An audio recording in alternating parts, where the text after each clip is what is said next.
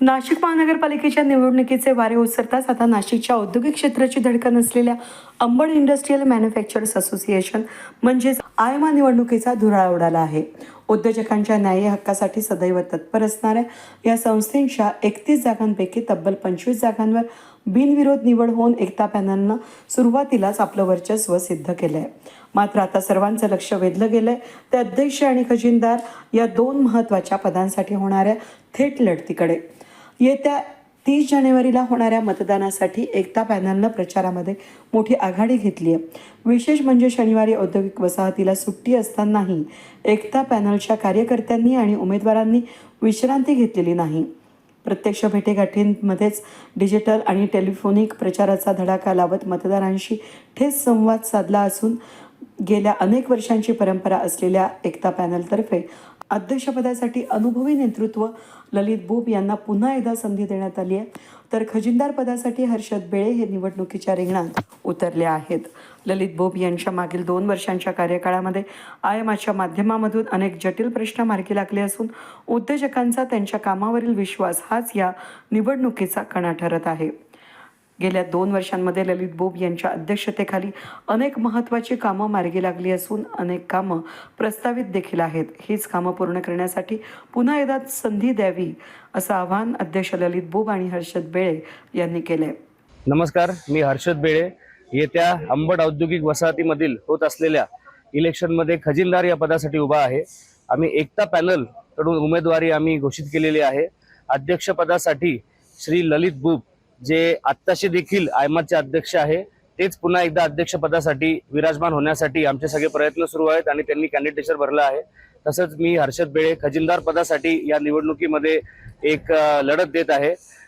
आत्तापर्यंत जर बघितलं तर या इलेक्शनचा एक सारांश जो आहे तो म्हणजे 25 उमेदवार आमच्या एकता पॅनलचे हे बिनविरोध निवडून आलेले आहेत आणि फक्त 2 उमेदवारांसाठी दुर्दैव किंवा सुदैव जे आपण म्हणाल ते पण इलेक्शन्स होऊ घातलेले आहेत आणि त्यामध्ये 2 कॅन्डिडेट्ससाठी आपल्याला आपलं बहुमोल मत देऊन विजय करायचा आहे.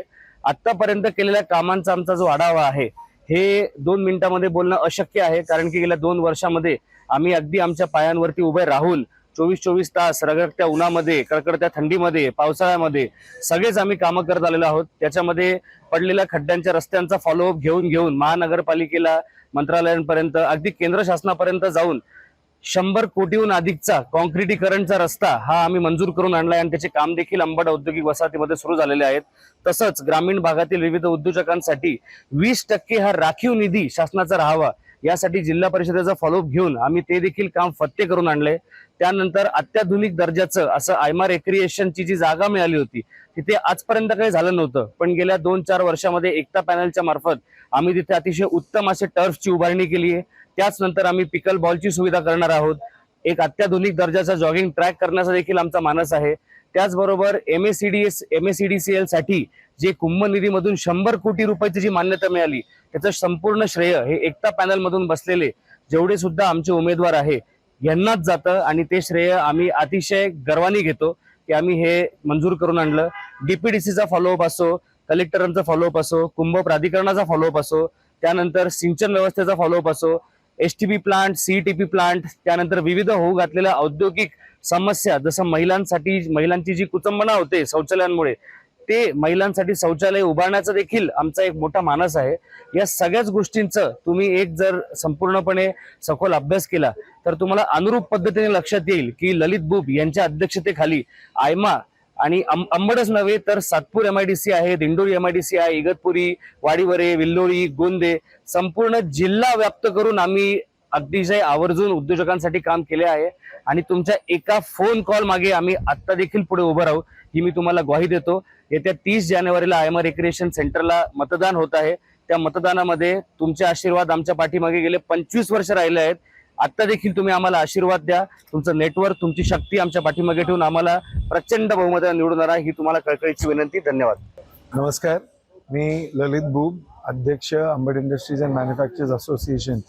येत्या 2 वर्षे नंतर परत जे आमच्या आयमाचे इलेक्शन आता होऊ घातले आणि या 2 वर्षात मागच्या जे मी अध्यक्ष आणि माझ्या टीम बरोबर मी जे कामं केले ते मग आंतरराष्ट्रीय करार जे 12 कंट्रीज बरोबर केले किंवा HR समिट किंवा NBM किंवा आत्ताचा नुकताच झालेला आयमा इंडेक्स जो एक आंतरराष्ट्रीय स्तराचा आपण इकडे आंतरराष्ट्रीय एक्झिबिशन नाशिकमध्ये होऊ घातला.